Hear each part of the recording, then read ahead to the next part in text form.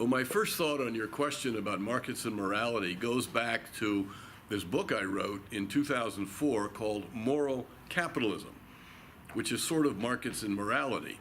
And a friend of mine suggested that I write a book about the principles, the ethical principles of the Caux Round Table, which is the organization I coordinate.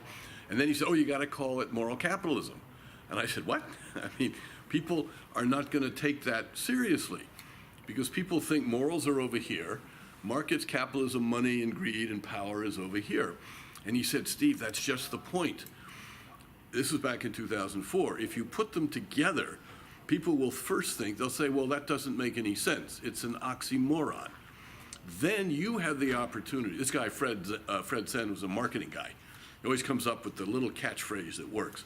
He said, if you call it moral capitalism and they look at you in a puzzled way, that gives you the opportunity of asking, well, why? Why not? Why do you think that morality and markets are inconsistent, are rivals to each other? And most people don't have a good answer. They've never really thought about it. They just kind of think that we've picked it up from here, there, and elsewhere.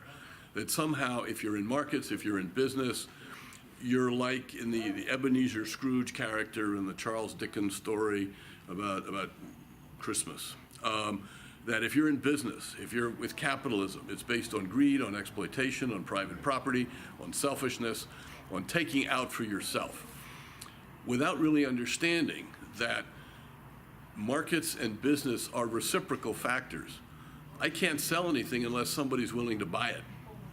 So I've got to make something that some other person wants and sell it at a price that that person can afford to pay.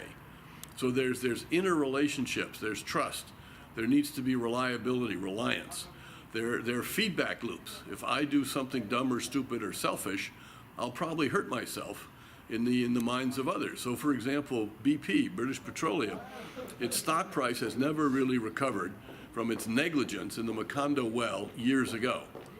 Wall Street has never really quite recovered in many ways from the idiocy that took it to collapse credit markets in 2008.